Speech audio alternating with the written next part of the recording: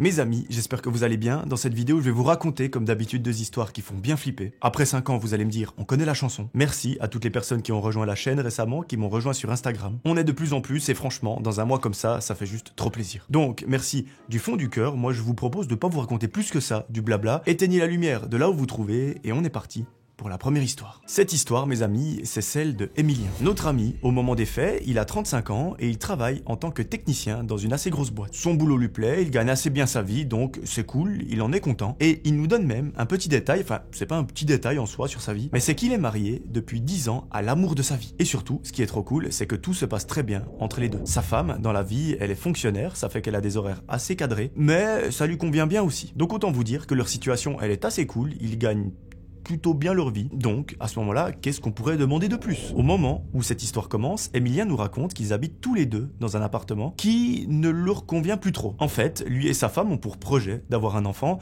alors ils aimeraient bien un endroit qui est un petit peu plus grand et où ils se sentent un petit peu moins à l'étroit. Et surtout, ce qu'il leur faut absolument, c'est une chambre en plus. Alors, le couple commence à chercher un appartement un petit peu plus grand et surtout plus près de la ville pour que, à terme, ce soit plus simple d'amener leur enfant à l'école. Au bout de quelques semaines de recherche, ils tombent sur la perle rare. C'est un appartement 3 pièces en plein centre-ville, pas trop cher. Enfin bref, c'est exactement ce qu'ils recherchent à ce moment précis. Ils organisent donc une visite et ils nous racontent que le feeling avec le proprio, il passe super bien. En plus de ça, l'appartement, il leur plaît de ouf. Ils s'y voient vivre dans quelques semaines, donc trop bien. Emilien, il nous raconte que l'homme, donc le proprio, il est super sympa avec eux et qu'en fait lui ça l'arrange de remettre son appartement assez rapidement. Il ne lui explique pas pourquoi exactement, mais on peut imaginer qu'il a trouvé un autre appartement et qu'il doit se libérer de celui-ci. Et pour se débarrasser de cet appartement un peu plus rapidement, il propose carrément à Emilien et à sa femme de leur offrir le premier mois de loyer. Ils acceptent de signer le jour même et ils repartent de cet appartement en étant aux anges. Ils ont enfin trouvé leur petit cocon là où ils pourront fonder une famille. Et ça, j'imagine que comme sensation, ça doit franchement être sympa. Après la visite, le couple rentre à la maison et ils vont préparer leur carton pour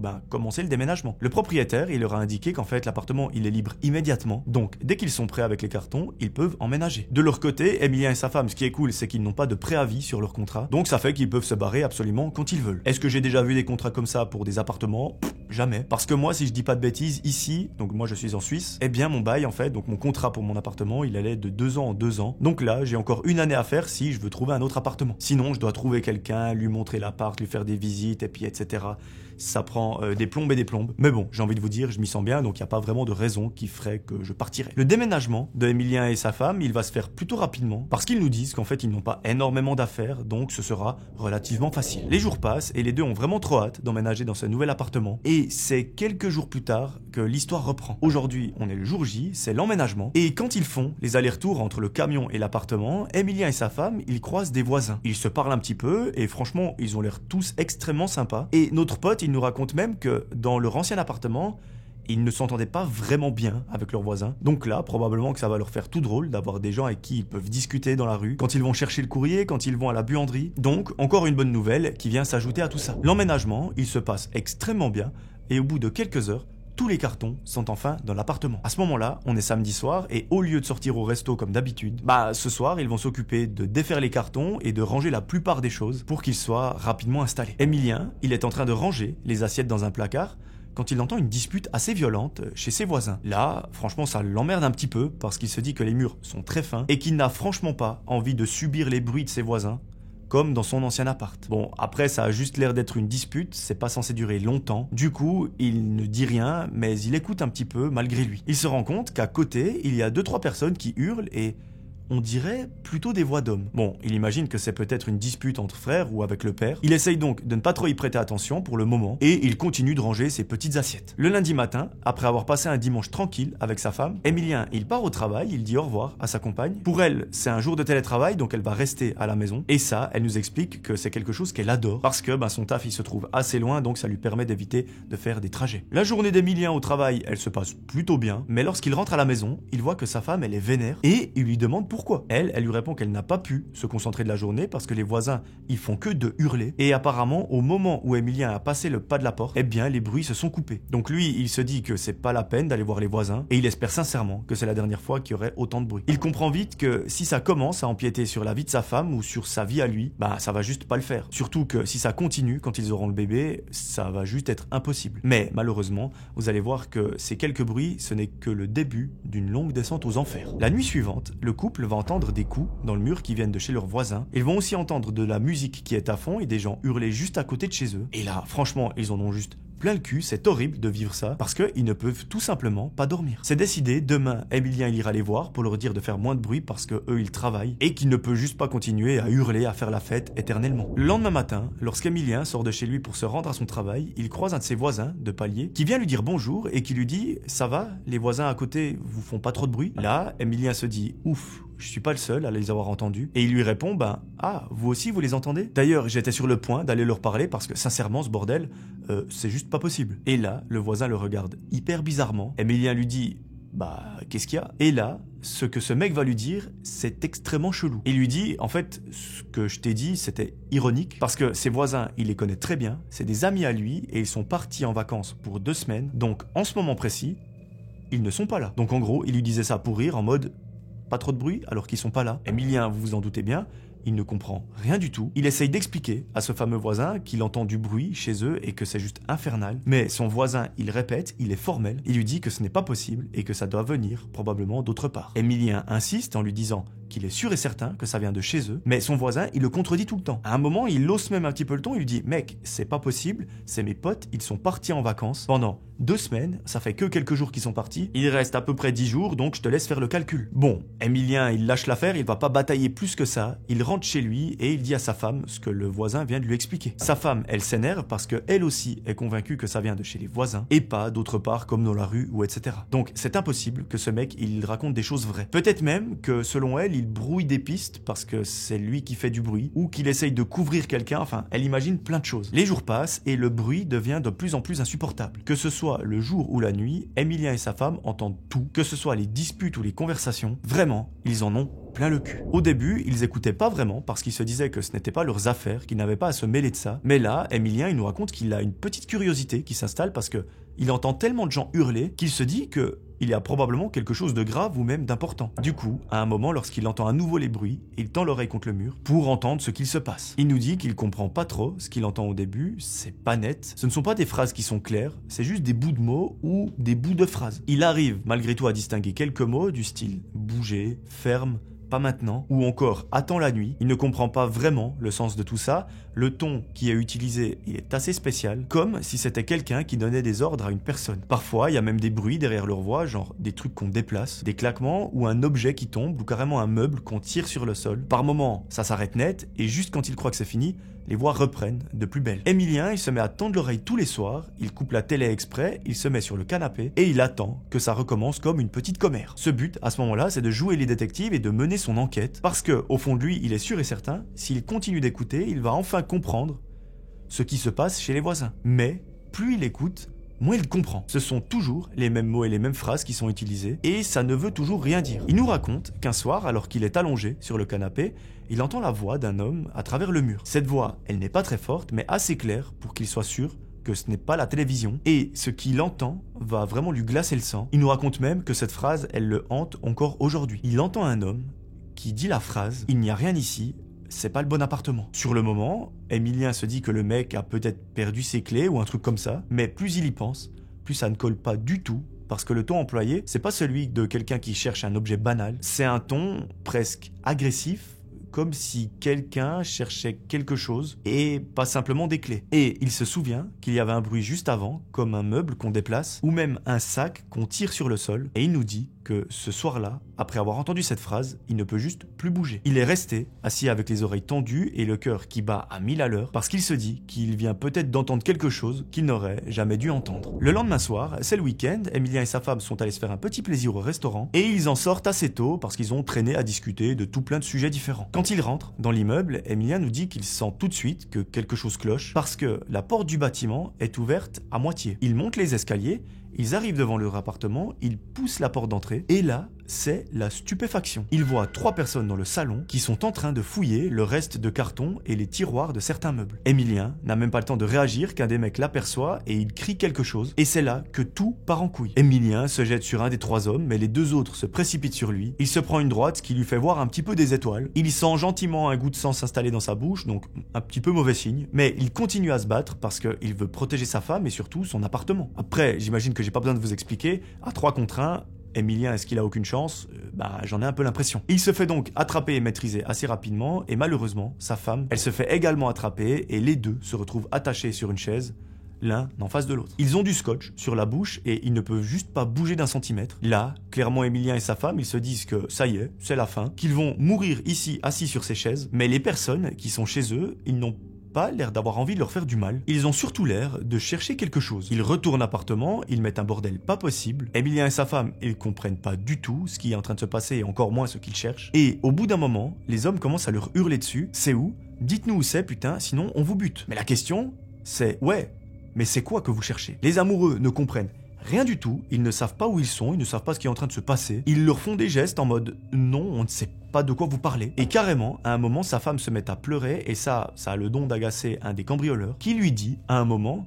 écoute, je vais te donner une bonne raison de pleurer. Il va chercher un marteau qu'il avait laissé par terre et il va le mettre tout près du visage de la femme d'Emilien. Notre ami, il se met à paniquer, à gigoter dans tous les sens. Son but, c'est de se détacher et d'aller péter la gueule au mec, mais malheureusement, il l'est bien attaché. Le cambrioleur menace la femme, il lui dit que si elle ne lui dit pas où ça se trouve, eh bien, la prochaine étape qu'il va faire, c'est de lui exploser la main. La femme est tétanisée et pleure de plus en plus fort. L'homme frappe violemment la chaise avec son marteau pour les impressionner et pour leur montrer surtout qu'il ne blague pas du tout. Sauf que là, un des autres cambrioleurs s'en mêle et lui dit d'arrêter, qu'ils ne sont pas venus pour faire du mal, mais pour trouver le fameux coffre. Emilien et sa femme se regardent, ils se disent mais de quel coffre il parle? Est-ce que c'est un coffre-fort ou est-ce que c'est un coffre dans Fortnite? On n'en a aucune idée. Et là, ils sont tout simplement dans la merde. Parce qu'ils savent très bien que chez eux, ils n'ont pas de coffre. Les mecs sont en train de tout défoncer l'appart, mais ils n'ont aucun moyen de leur dire qu'ils se sont trompés. Du coup, à un moment, ils prennent carrément une claque de la part d'un des cambrioleurs et les trois hommes repartent dans l'appartement en continuant de fouiller. À ce moment-là, Emilien et sa femme en profitent pour essayer de se débattre de toutes leurs forces. Ils font un bruit pas possible et vous allez voir que c'est ça qui va les sauver. Au bout d'une dizaine de minutes, la porte de leur appartement s'ouvre brusquement et c'est là que 4 policiers apparaissent. Les policiers sont choqués parce qu'ils ont été appelés par le voisin du dessous pour un simple tapage nocturne. Et là, ils se retrouvent avec une scène assez flippante. 2 personnes ligotées et bâillonnées sur des chaises qui se regardent face à face avec des cambrioleurs à l'arrière-plan. Les policiers sortent leurs armes, ils les maîtrisent assez rapidement et ils enlèvent leur cagoule. C'est à ce moment-là qu'ils se rendent compte que ce groupe de cambrioleurs, il est recherché depuis un long moment pour des faits de violence aggravés et surtout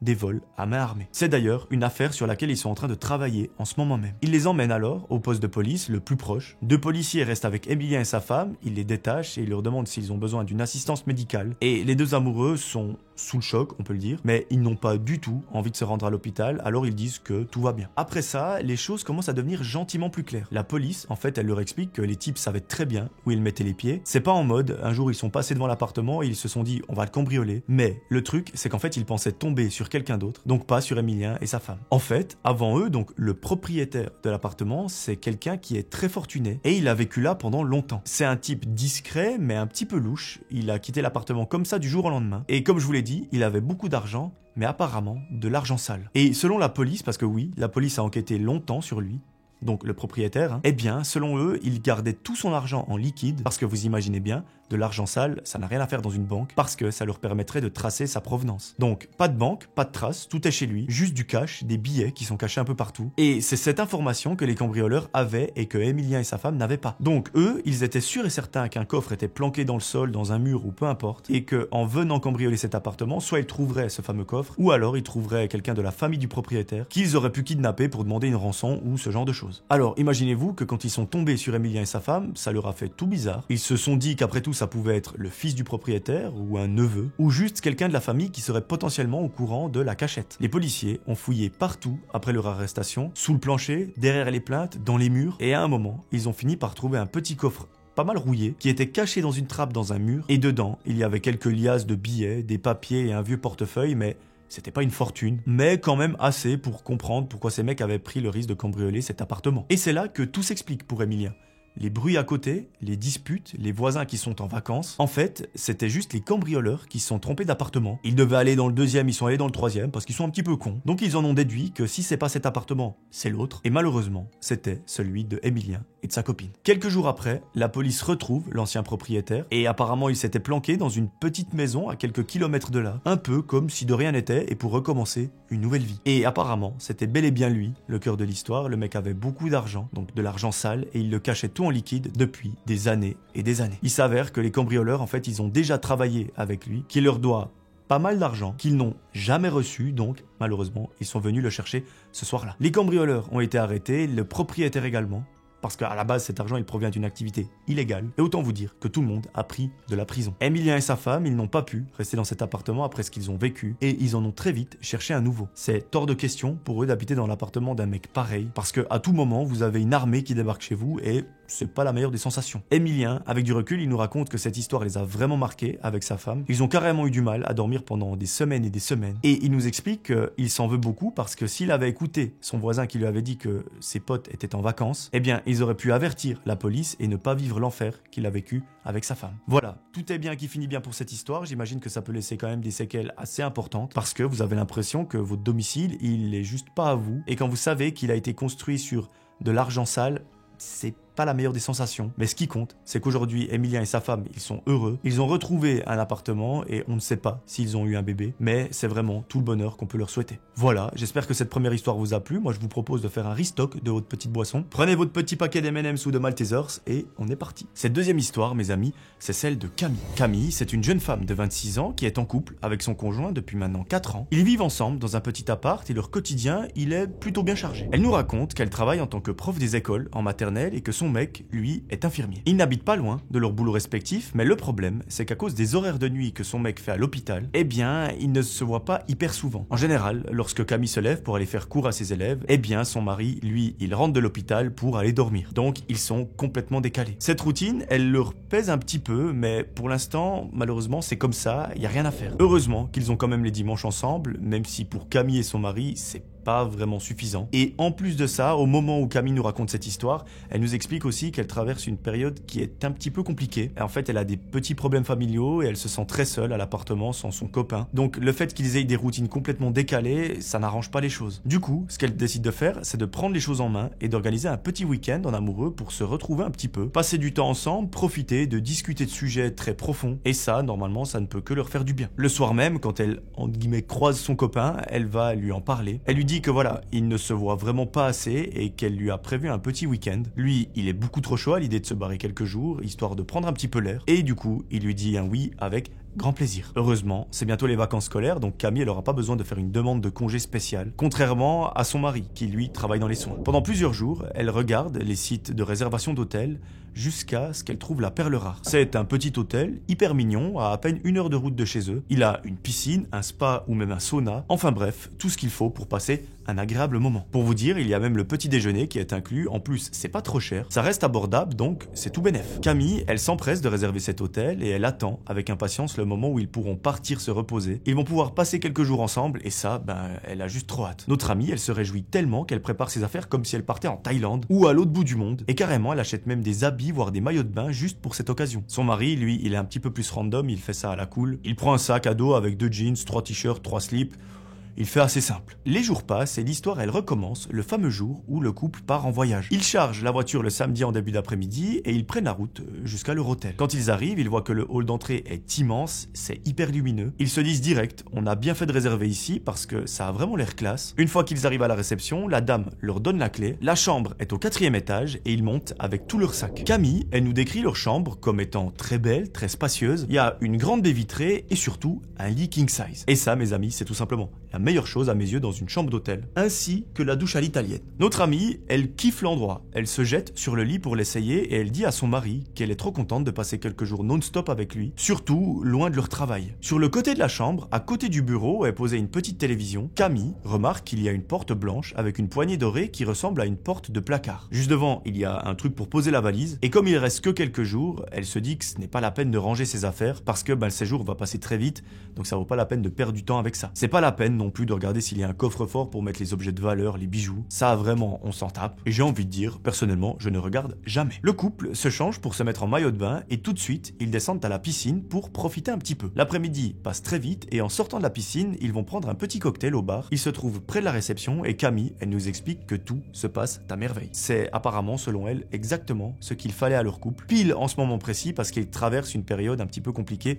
comme je vous l'ai expliqué avant. Le soir, ils remontent, ils s'habillent et ils sortent manger dans un un restaurant assez chic qui se trouve en dehors de l'hôtel. Tout est normal, tout est même parfait si on peut dire. Le repas est bon, l'ambiance est super cool. Et après le restaurant, les deux amoureux, ils rentrent à l'hôtel. Le mari de Camille, il va acheter des bouteilles d'eau dans une petite épicerie. Et notre amie, en attendant, elle monte dans la chambre pour prendre une douche. Pendant qu'elle est en train de se laver, Camille, elle entend la porte de la chambre qui s'ouvre et qui se referme. Bon, elle se dit que son mari a été vachement rapide pour aller acheter des bouteilles. Donc, d'un côté, c'est plutôt cool. Elle lui dit depuis la douche: ça va chérie, t'as trouvé assez facilement? Mais il ne répond pas. Pourtant, Camille, elle entend des pas dans la chambre depuis la salle de bain comme si son mec faisait les 100 pas. Donc, elle sort sa tête du rideau et elle lui dit: ouh, est-ce que tu m'as entendu? Et c'est là que son mari va lui répondre un simple oui. Camille, elle dit ok, elle tire le rideau et elle continue sa petite douche. Le problème, c'est que quand elle en sort, y a personne dans la chambre. Alors là, il y a trois choses qui lui passent à l'esprit. Soit son mari est allé demander quelque chose à la réception, soit il est retourné à la petite épicerie pour acheter quelque chose qu'il a oublié, ou alors il est allé au bar pour se mettre minable. Mais quelques secondes plus tard, son mari rentre dans la chambre et il lui dit que ça y est, il a enfin les bouteilles d'eau et qu'il a attendu à peu près 150 ans pour les avoir. Camille lui dit: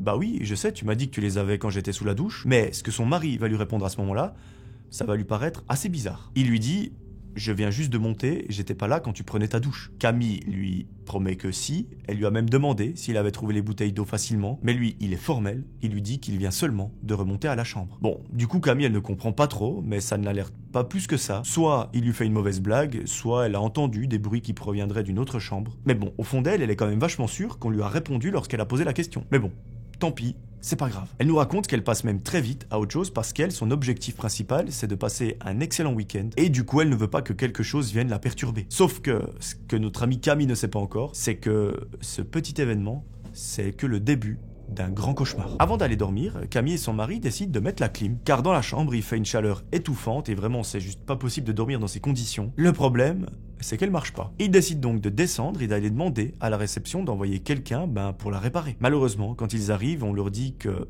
y a un problème technique dans tout l'établissement et que c'est pas que leur chambre qui est privée de clim, mais absolument tout le monde. Ils leur proposent donc de leur donner un ventilateur pour la nuit en attendant que ce soit réparé. C'est un ventilateur de fortune, mais voilà, ça va peut-être faire l'affaire, ça va pas rafraîchir la chambre, mais ça peut aider. Donc le couple prend le ventilo et ils remontent à leur chambre. Ils l'installent, ils le branchent et au moment de se brosser les dents, Camille, elle remarque que sa brosse à cheveux n'est plus posée là où elle l'avait laissée. Pourtant, elle a pour habitude de la laisser dans la salle de bain étant donné qu'elle se brosse les cheveux après la douche. Mais quand elle remonte, elle n'y est plus. Elle cherche un petit peu dans la chambre et elle finit par la trouver posée à côté du lit. C'est bizarre parce qu'elle était quand même sûre de l'avoir laissée dans la salle de bain. Mais bon, elle ne dit rien, peut-être qu'elle s'est prise dans son peignoir, qu'elle est tombée ou je ne sais quoi. Quelques minutes plus tard, les choses vont devenir encore un petit peu plus bizarres quand son mari va lui demander: hey chérie, est-ce que t'as touché ma boîte de médicaments? Camille, elle lui dit: non, je n'y ai pas touché du tout. Elle nous explique que son mari, en fait, il prend des médicaments pour mieux dormir tous les soirs. Et du coup, cette boîte, il la laisse toujours sur sa table de nuit pour pouvoir prendre le médicament assez facilement. Et là, lorsqu'il retrouve sa plaquette de médicaments, c'est à un tout autre endroit. La boîte de médicaments, elle se trouve à côté de la télévision. Il ne comprend pas du tout, il était pourtant sûr et certain, au même titre que Camille avec sa brosse, de l'avoir laissé sur sa table de nuit comme il le fait d'habitude. Il se dit que ce n'est pas grave, que c'est peut-être lui qui a un peu la tête dans les étoiles. Il prend son médicament et les deux s'endorment. Le lendemain matin, lorsque le couple se réveille, ils se préparent tous les deux pour aller prendre le petit déjeuner qui se trouve au premier étage du restaurant. Et comme ils savent qu'ils vont revenir dans la chambre pour se mettre en maillot de bain, eh bien, le couple laisse le papier ne pas déranger pour que la femme de ménage ne vienne pas nettoyer leur chambre, étant donné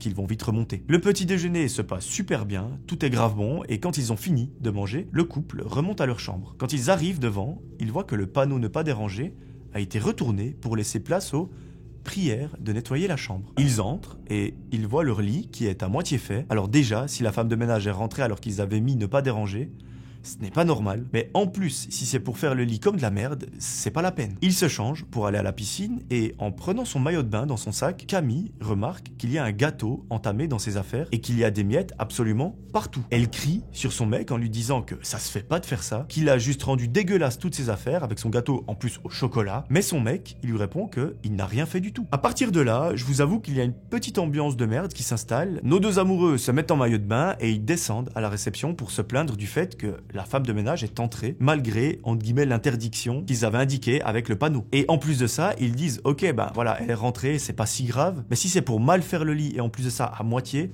ça n'a pas d'intérêt. Mais là, ce que la réceptionniste va leur dire va leur paraître assez étrange. Elle leur dit: alors, messieurs, dames, je suis désolé, mais ce n'est juste pas possible. Parce qu'en fait, les chambres, elles ne sont pas nettoyées avant 11 h. Alors la femme de ménage, elle n'a juste pas pu entrer. Camille regarde son mari et elle ne comprend pas. Les deux se contentent simplement de dire « bah d'accord » et ils partent à la piscine. Camille, elle essaye tant bien que mal de ne pas y penser, mais l'idée qu'il se passe quelque chose d'étrange commence à lui faire un petit peu peur. Mais bon, le couple profite de la piscine tout l'après-midi et comme ils ont prévu de sortir ce soir et de profiter de la soirée, ils vont aller se reposer un petit peu, faire une sieste parce qu'ils sont très crevés. À un moment, son mari il reçoit un appel important, alors elle décide de le laisser et de monter à la chambre, histoire de faire une petite douche et de se mettre au lit. Elle commence gentiment à s'endormir et là, elle entend son mari rentrer dans la chambre. Elle le sent se coucher près d'elle, mais elle n'est pas face à lui. Elle est face au mur. Elle lui demande « Est-ce que tu peux éteindre la lumière s'il te plaît? Parce que j'ai un peu de mal à dormir. » Et là, la lumière s'éteint. Camille, elle s'endort, mais au bout de 20 minutes, elle se réveille parce que son mari rentre à nouveau dans la chambre. Elle se redresse pour le regarder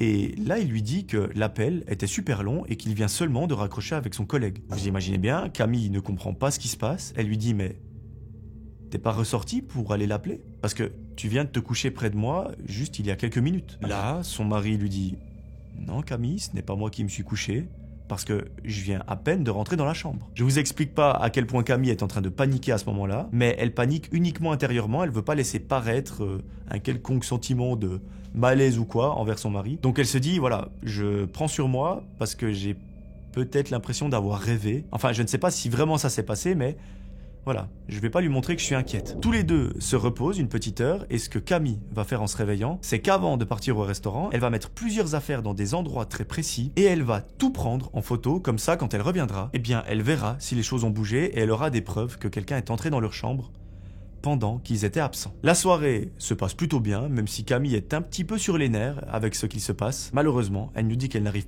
pas trop à profiter de la soirée parce qu'elle attend qu'une seule chose, c'est de rentrer à l'hôtel, dans leur chambre, pour voir, eh bien, si les affaires ont bougé. Après le restaurant, le couple rentre dans leur chambre d'hôtel et effectivement, les affaires ont bel et bien bougé. Camille, cette fois-ci, elle en est sûre et certaine, elle n'est pas folle. Les affaires ont bel et bien bougé parce qu'elle avait tout pris en photo, donc elle a des preuves. Elle décide de tout montrer à son mari et là, les deux ne comprennent pas qui a fait ça. Et leur premier réflexe, c'est de se dire, ben, logiquement, c'est la femme de ménage parce que c'est l'une des seules personnes de l'hôtel qui a accès à notre chambre. Du coup, ce qu'ils font, c'est qu'ils descendent une nouvelle fois à la réception pour faire un scandale et montrer les preuves au personnel de l'accueil. Là, cette personne leur dit que c'est bizarre, effectivement, que leur femme de ménage sont vraiment des personnes de confiance et surtout qu'auparavant ils n'ont jamais eu de problème par rapport à ça. Leur couple leur dit qu'il n'en a absolument rien à foutre de savoir si c'est des personnes de confiance ou pas et que dès demain, dès le matin, ils vont signaler ça au directeur de l'hôtel pour que cette personne, donc la femme de ménage, eh bien, elle soit virée. Camille et son mec remontent à la chambre en étant énervés comme pas possible et pour pas que quelqu'un s'amuse à rentrer dans leur chambre cette nuit, ils décident de la fermer à clé depuis l'intérieur. Le couple finit par aller se coucher mais à cause de toute cette histoire, le mari, lui, il a oublié de prendre ce fameux médicament qu'il prend chaque nuit pour mieux dormir. Et vous allez voir que cet oubli va